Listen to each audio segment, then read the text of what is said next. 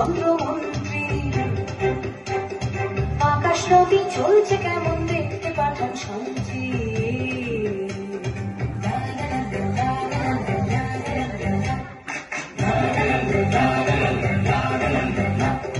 ধরে আনতে বললে সে তো বসে বেঁধে আনে।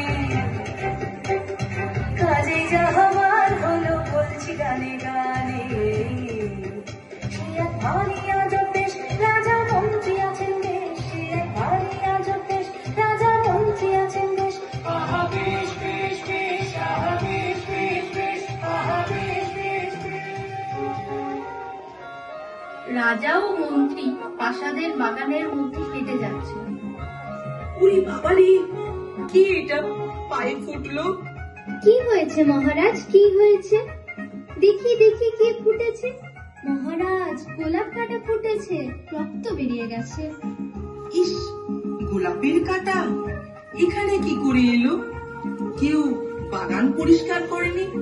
তোমরা কিছু দেখো না কেন হে? আমার বাগানে কোনো কাঁটাওয়ালা ফুল থাকবে না, এই আমি বলে দিলাম। গোলাপের নামে আপনি প্রলাপ বকছেন মহারাজ। গোলাপের মতো এমন সুন্দর ফুল আর নেই মহারাজ। আমার কথার উপর কথা? তোমার দুদিনের বেতন কাটা। আমার রাজ্যে কোথাও গোলাপ বাগান থাকবে না। যথা আজ্ঞা মহারাজ। সবাই মিলে গোলাপ বাগান কেটে দিল।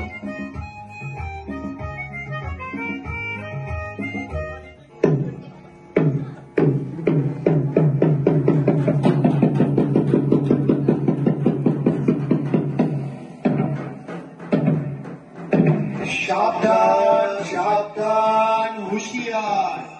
মহামহিম মহারাজা আসমুদ্র হিমাচলের একচ্ছত্র অধিপতি শ্রী শ্রী হবুচন্দ্র রায় বাহাদুর সপরিষদ রাজসভায় প্রবেশ করছে।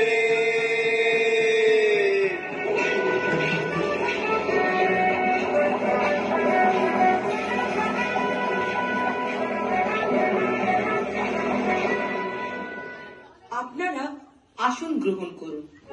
মন্ত্রী, রাজ্যের সকল সংবাদ ভালো তো? হ্যাঁ মহারাজ, সকল সংবাদই ভালো। বাহ বাহ, খুব ভালো। আজ রাজসভায় কি আয়োজন মন্ত্রী? মহারাজ, আপনার অনুমতি পেলেই রাজ নর্তকীরা নৃত্য পরিবেশন করবে। অতি উত্তম, অতি উত্তম। তাহলে আর দেরি কেন মন্ত্রী, শুরু হোক তবে।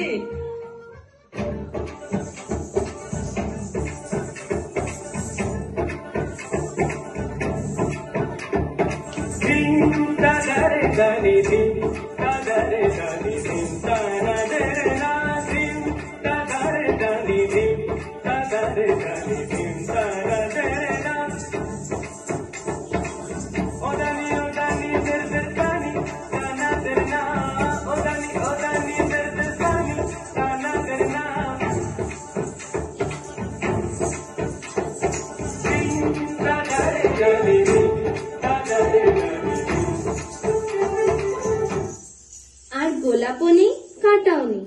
এখন পায়ের কি খবর মহারাজ? বলি, সবই ঠিক আছে, কিন্তু পায়ে খুব ধুলো লাগে। যদি ধুলো দূর হতো তাহলে কি আনন্দ হতো। তাহলে কতই ভালো হতো, কি বলো মন্ত্রী? মহারাজ, পথ চলতে ধুলো তো থাকবেই। কিছু একটা করো, কাল থেকে আমার পায়ে যেন ধুলো না লাগে। যদি না পারো তাহলে কাল থেকে 1 মাসের বেতনের আশা ছাড়ো, কি বলো? সভার সকল সভাসদের সাথে রাজা ও মন্ত্রী বসে আছে। উপায় বার করুন, উপায় বার করুন। কাল থেকে মহারাজের পায়ে যেন আর ধুলো না লাগে। কি করে সম্ভব বলুন তো? ধুলো তো আমাদের পায়েও লাগে। চুপ, একদম চুপ। আমাদের পায়ে লাগে লাগুক, আমাদের পা তো আর রাজার পা নয়। একটা লোক রাখা হোক, যে কাপড় দিয়ে পা পরিষ্কার করতে করতে যাবে, তবে পায়ে ধুলো লাগবে না। আবার লোক নিয়োগ, আবার খরচা। বেতন আর দিতে পারবো না, কর্ম খালি নেই। আমার একটা প্রশ্ন আছে মহারাজ। আবার প্রশ্ন? কিসের? বলুন শুনি। যদি আপনার পায়ে ধুলো না লাগে তবে আমরা আপনার পায়ে ধুলো পাবো কিভাবে? কথাটা মন্দ বলনি পণ্ডিত। সে নয় তোমার জন্য এক মুঠো ধুলো তুলে রাখবো, বাকি ধুলো তো বিদায় করো। তোমরা বসে বসে বেতন নাও, কাজেই যদি না লাগো তোমাদের পুষে কি লাভ আমার? মহারাজ, চেষ্টার ছুটি করছি না, কিন্তু উপায়টা আসছে না মাথায়। বাহ, মাথা আছে কিন্তু উপায় নেই। ঠিক আছে, উপায় যখন নেই বেতনও নেই, তোমরা বরং আমার পায়ে ধুলো নিও। এখন যাও সবাই, যত অকর্মার দল। মন্ত্রী পাইচারি করছে, সকল সভাসদ বসে আছে। এই হলো আমাদের রাজ্যের প্রাচীন পুঁথি। দেখি কি লেখা আছে এর পাতায়। দেখতেই হবে পণ্ডিত মশাই, যাতে বেতন কাটা না যায়। কিন্তু মন্ত্রী মশাই, ধুলো মাটি যদি চলে যায় তবে রাজ্যে শস্য ফলবে কিভাবে? আমাকে জিজ্ঞাসা করছো কেন? আমি কি কৃষি মন্ত্রী? তুমি কৃষি মন্ত্রী। যত সব অকর্মার দল এসে জুটেছে আমাদের রাজ্যে। আমার মাথায় একটা উপায় এসেছে মন্ত্রী মশাই। যদি অনেক ছাটা আনানোর ব্যবস্থা করতে পারি তবে সব ধুলো ছাদ দিয়ে পরিষ্কার করা যাবে। দেখো, আমার ধুলো পরিষ্কার চাই, আর কিছু জানি না। সবাই ঝাঁটা দিয়ে ধুলো পরিষ্কার করতে লাগলো। সারা রাজ্যে ধুলো ভরে গেল।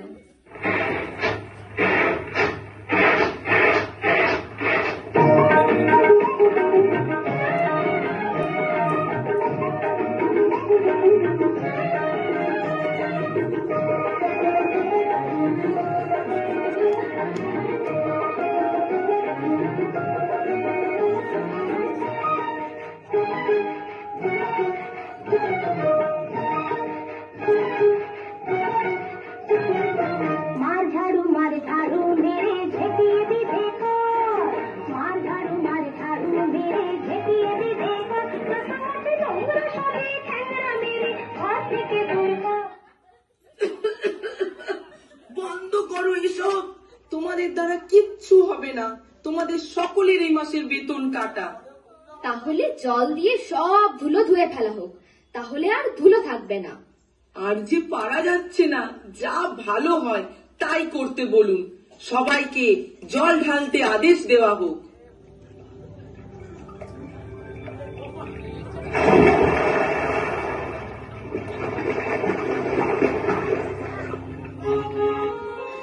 হায় হায়, এই যে ধুলো সরাতে কাদা সৃষ্টি হলো, পথ চলবে কি? সব যে আছড়ে পড়লো। মহারাজ, এই আমরা তাহলে গোটা রাজ্য মাদুর দিয়ে ঢেকে দিই মহারাজ। সর্বনাশ! এত মাদুর কোথায় পাবো বলো দেখি? মহারাজ, আর একটা উপায় আছে। ধুলোয় যদি পা না রাখেন তাহলে কেমন হয়? আপনি যদি ঘরে থাকেন বন্ধ। কথাটা বেশ নয় মন্দ, হয়তো রাজারও হবে পছন্দ। কি বুদ্ধি, কি বুদ্ধি! আমি যদি ঘরে বন্দি থাকি তাহলে কে রাজ্য চালাবে শুনি? আচ্ছা, গোটা রাজ্য যদি চামড়া দিয়ে মুড়ে ফেলি তাহলে কেমন হয় মহারাজ? চামড়া দিয়ে? এত চামড়া কোথা থেকে পাবো বলো দেখি? বেশ, তবে চর্মকারকে খবর দাও। সে যদি কোনো উপায় বার করতে পারে, বলো রাজার আদেশ। শোনো শোনো শোনো, রাজা মশাই ধরনী ঢাকার জন্য উপযুক্ত কাজ জানা চর্মকার খুঁজছেন। ভালো পারিশ্রমিক আছে, সত্বর যোগাযোগ করো।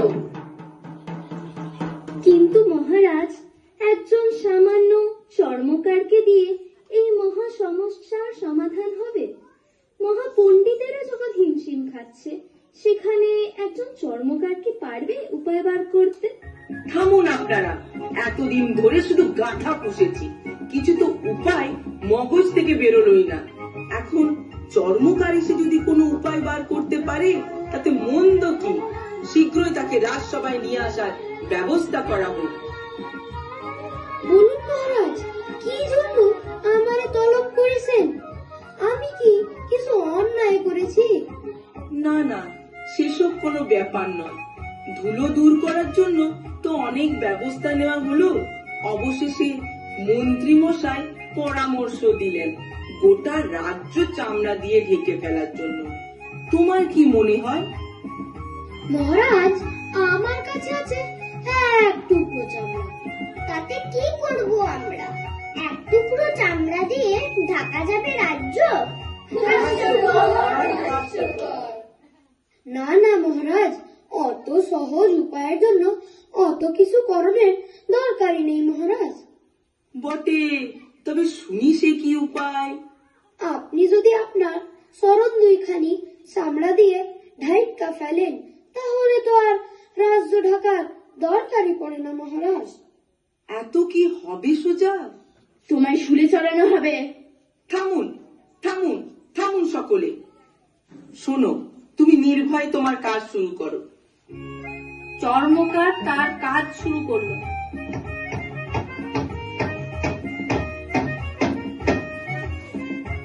এবার দেখুন মহারাজ, বাহ বাহ, এটা চমৎকার দেখছি। একটু শৈলা দেখুন মহারাজ। কি আনন্দ, কি আনন্দ, কি আনন্দ! এ তো বেশ, পায়েও ধুলো লাগছে না। অতি উত্তম, আমি বড় প্রসন্ন। এই নাও তোমার উপহার। একটা বুদ্ধি আছে তো, ভালোই মাথা থেকে বার করেছে। এটা তো আমার মাথায় আসেনি। এটাকে কি নাম দেওয়া হবে মহারাজ? চুত করে পরিয়েছে বলে এর নাম বলা হবে জুতা। সাধু সাধু, ধুলো মুক্ত হলো রাজার পা। আমরা সবাই পেলাম ধুলো থেকে মুক্তি। জয় মহারাজ রঘুচন্দ্রের জয়, জয় মহারাজ রঘুচন্দ্রের জয়, জয় মহারাজ রঘুচন্দ্রের জয়। বললেন রাজা এই কথাটা অনেক বছর ধরে, আমার মাথায় ছিল টাকা, পেল কি করে? সেই থেকে দেশে জুতোর প্রচলন হলো। ধন্য ধন্য মহারাজার দেশে পড়ে গেল।